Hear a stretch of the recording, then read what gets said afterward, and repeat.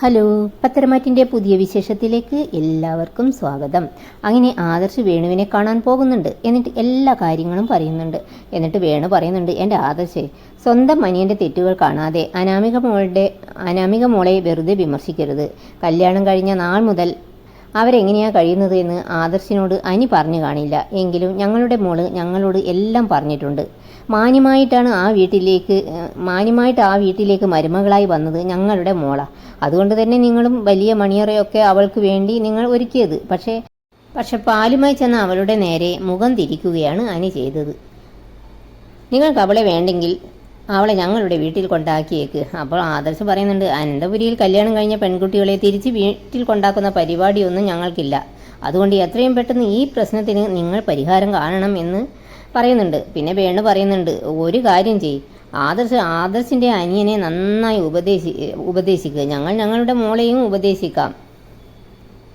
അവളുടെ ഭർത്താവ് പുറത്തേക്കൊന്നും കൊണ്ടുപോകുന്നില്ല. ഒരു നല്ല ഭക്ഷണം പുറത്തു നിന്ന് വാങ്ങിക്കൊടുക്കുന്നില്ല. ഒരു സിനിമ കാണിക്കുന്നില്ല. അവൾക്കും അത്തരത്തിലുള്ള ഓരോ ആഗ്രഹങ്ങളൊക്കെ കാണില്ലേ. അപ്പോൾ പിന്നെ അവൾ ഫ്രണ്ട്സുമാരോടൊക്കെ ഒന്ന് കറങ്ങി എന്ന് വരും. അതൊക്കെ ഇന്നത്തെ കാലത്ത് ഒരു പ്രശ്നമാണോ ആദർശ് എന്നൊക്കെ ചോദിക്കുന്നുണ്ട് വേണു. അന്നേരം ആദർശ് പറയുന്നുണ്ട്, ആൺകുട്ടികളോടൊപ്പം പെൺകുട്ടികൾ സഞ്ചരിക്കുന്നത് അത്ര വലിയ തെറ്റാണെന്നൊന്നും ഞാൻ പറയില്ല. പക്ഷേ ആണും പെണ്ണും തമ്മിലുള്ള ബന്ധം പരിധി വിടുന്നത് അത്ര നല്ലതാണെന്ന് എനിക്ക് തോന്നുന്നില്ല. പ്രത്യേകിച്ച് അത്തരം കാഴ്ചകൾ സ്വന്തം ഭർത്താവിന് കാണേണ്ടി വരുന്നത് അവനെ സംബന്ധിച്ചിടത്തോളം അത് ഒരു ദുരന്തം തന്നെയാണ്. അന്നേരം വേണു പറയുന്നുണ്ട്, ആദർശിൻ്റെ അനിയന് അതൊരു ദുരന്തമൊന്നുമല്ല, മറിച്ച് അത് അവന് സന്തോഷമായിരിക്കും. അതുകൊണ്ട് ആദർശ് അനിയനെ തിരുത്താൻ നോക്ക്. ഇനി ഈ കാര്യം പറഞ്ഞ് ആദർശ് എൻ്റെ അടുത്തേക്ക് വരണ്ട എന്നും പറഞ്ഞ് നമ്മുടെ വേണു അങ്ങ് പോകുന്നുണ്ട്. പിന്നെ കാണിക്കുന്നത് നന്ദുവിനെയാണ്. നന്ദു ഹോസ്റ്റലിലാണ്. കൂടെ ഒരു റൂംമേറ്റും ഉണ്ട്. നന്ദു ഭയങ്കര മൂഡ് ഓഫിലായിട്ടാണ് ഇരിക്കുന്നത്. അത് കണ്ട് റൂംമേറ്റ് ചോദിക്കുന്നുണ്ട്, എന്ത് പറ്റിയടോ, വല്ല പ്രണയത്തിലും വീണുപോയോ എന്നിങ്ങനെ ചോദിക്കുന്നുണ്ട്. അപ്പോൾ നന്ദു പറയുന്നുണ്ട്, അങ്ങനെയൊന്നുമില്ല, എൻ്റെ വീട്ടുകാർ പിരിഞ്ഞതിൻ്റെ വിഷമമാണ്. അപ്പോൾ ആ റൂംമേറ്റ് പറയുന്നുണ്ട്, കണ്ടിട്ട് അങ്ങനെയൊന്നും തോന്നുന്നില്ല, ഇതൊരു പ്രണയ ദുഃഖം പോലെയുണ്ട്. പ്രണയിക്കുന്നതൊക്കെ കൊള്ളാം, പക്ഷെ നമ്മൾ ഒരിക്കലും അതിന് അഡിക്റ്റ് ആകരുത്. കുറച്ച് കഴിഞ്ഞ് നമുക്ക് പുറത്തേക്കൊക്കെ പോയി ഒന്ന് ചുറ്റി അടിച്ച് വരാം. അപ്പോൾ ഈ മൂഡ് ഓഫൊക്കെ മാറും. അത് കേട്ട് നന്ദു ഇങ്ങനെ ചിരിക്കുന്നുണ്ട്. പിന്നെ കാണിക്കുന്നത് ദേവയാനിയാണ്. ദേവയാനി അനിയോട് ചോദിക്കുന്നുണ്ട്, ആദർശിൻ്റെ മനസ്സിൽ എന്താണ്, അവൻ എന്തിനാ നയനയോട് പിണങ്ങി നിൽക്കുന്നത്? അപ്പോൾ അനി പറയുന്നുണ്ട്, അവർ തമ്മിൽ പിണക്കത്തിലാണെന്ന് എനിക്കറിയാം, അതിൻ്റെ കാരണമൊന്നും എനിക്കറിഞ്ഞുകൂടാ. ഞാനത് ചോദിച്ചപ്പോൾ നീ നിൻ്റെ കാര്യം നോക്കി പോടാ എന്നാണ് ഏട്ടൻ പറഞ്ഞത്. അത് കേട്ടപ്പോൾ ദേവയാനിയുടെ മുഖമൊന്ന് വല്ലാതാകുന്നുണ്ട്. പിന്നെ അനി ചോദിക്കുന്നുണ്ട്, അല്ല, അവർ തമ്മിൽ പിണങ്ങിയാൽ അത് വല്യമ്മയ്ക്ക് സന്തോഷമല്ലേ? അപ്പോൾ ദേവേനി പറയുന്നുണ്ട്, എനിക്കതിന് സങ്കടമുണ്ടെന്ന് ഞാൻ പറഞ്ഞില്ലല്ലോ. പക്ഷേ എൻ്റെ മോൻ വിഷമിക്കുന്നത് എനിക്ക് കാണാൻ കഴിയില്ല, അതുകൊണ്ടാണ് ഞാൻ ചോദിച്ചത്. അപ്പോൾ അനി ചോദിക്കുന്നുണ്ട്, അല്ല, വല്യമ്മ എന്തിനാണ് അന്ന് നന്ദുവിൻ്റെ വീട്ടിൽ പോയത്? അന്നേരം ദേവേനി പറയുന്നുണ്ട്, അത് ഞാൻ നിന്നോട് അന്നേ പറഞ്ഞതല്ലേ. അല്ല, ഞാൻ ഉണ്ടായിട്ട് കൂടി നീ അവിടേക്ക് വരണമെങ്കിൽ നിനക്ക് അവളെ അത്രയ്ക്ക് ഇഷ്ടമാണ് അല്ലേ, ആ നന്ദുവിനെ? അപ്പോൾ അനി ചോദിക്കുന്നുണ്ട്, ഞാൻ എന്തിനാണ് അവളെ വെറുക്കുന്നത്?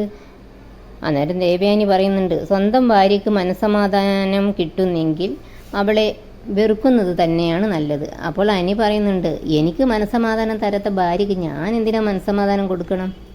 പിന്നെ അനി പറയുന്നുണ്ട്, ഈ വീട്ടിൽ മൊത്തത്തിലൊരു താളം തെറ്റലുണ്ട് അല്ലേ വല്യമ്മേ? ആദർശ് നയനയെടുത്തിയും തമ്മിൽ നല്ല രീതിയിലാണ് പോയിക്കൊണ്ടിരുന്നത്. അവർ തമ്മിൽ ഇപ്പോൾ വഴക്കും തുടങ്ങി. ആദർശേട്ടന് നല്ല വെറുപ്പുണ്ട് ഏട്ടത്തിയോട്. പിന്നെ അമ്മയ്ക്ക് ഇഷ്ടമല്ലല്ലോ ഏട്ടത്തിയെ എന്ന് പറഞ്ഞ്, അതുകൊണ്ട് ഏട്ടത്തിയെ അവരുടെ വീട്ടിൽ പോയിക്കോട്ടെ എന്നൊക്കെ പറയുന്നുണ്ട് ഏട്ടൻ. അത് കേട്ട് ദേവയാനിക്ക് വിഷമമാകുന്നുണ്ട്. എന്നിട്ട് ചോദിക്കുന്നുണ്ട്, അവൻ അങ്ങനെ പറഞ്ഞോ? വല്യമ്മയുടെ മുഖഭാവം ഒക്കെ അനി ഇങ്ങനെ ശ്രദ്ധിക്കുന്നുണ്ട്. ഏതായാലും വല്യമ്മയെ ഒന്ന് കളിപ്പിക്കാമെന്ന് കരുതിയിട്ട് പറയുന്നുണ്ട്, അങ്ങനെ തന്നെ പറഞ്ഞു, ഇനിയിപ്പോൾ അത് ഡൈവേഴ്സിലൊക്കെ പോകുമോ എന്ന എൻ്റെ പേടി എന്ന് പറഞ്ഞ് ഉള്ളിൽ ചിരിച്ചുകൊണ്ട് അനി അങ്ങ് പോകുന്നുണ്ട്. എന്നിട്ട് ദേവയാനി ഇങ്ങനെ വിഷമത്തോടെ ചിന്തിക്കുന്നുണ്ട്, കാര്യങ്ങൾ അത്രത്തോളം പോയോ? ഡൈവേഴ്സോ? അങ്ങനെയൊന്നും സംഭവിക്കുകയില്ല എന്ന് സ്വയം ആശ്വസിക്കുകയും ചെയ്യുന്നുണ്ട്. പിന്നെ കാണിക്കുന്നത് അബിയാണ്. അബി ജ്വല്ലറിയിലാണ് ഉള്ളത്. അപ്പോൾ അങ്ങോട്ടേക്ക് പോലീസ് വരുന്നുണ്ട്. അത് കണ്ട് അബിക്ക് ചെറിയ പേടിയൊക്കെ ആകുന്നുണ്ട്.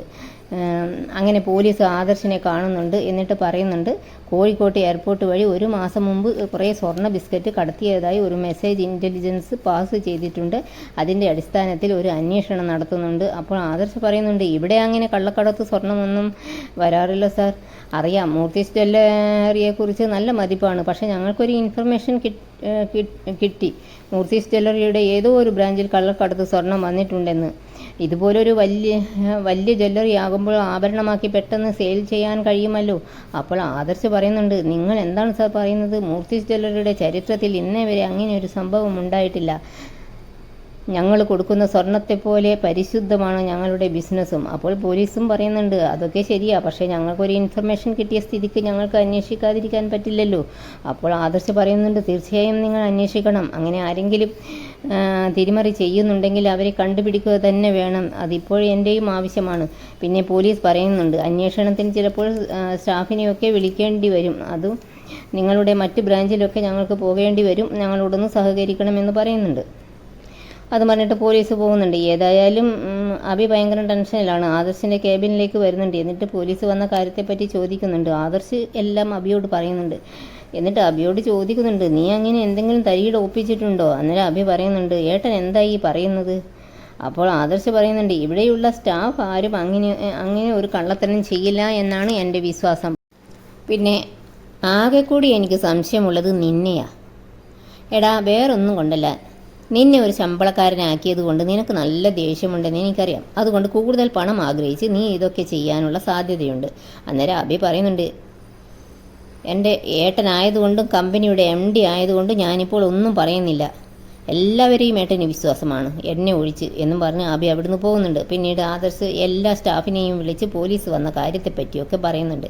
എന്നിട്ട് പറയുന്നുണ്ട്, ഇതുവരെ ഇങ്ങനത്തെ ഒരു കാര്യം പറഞ്ഞ് പോലീസ് ഇവിടെ വന്നിട്ടില്ല. ഇത് ആദ്യമായിട്ടാണ്.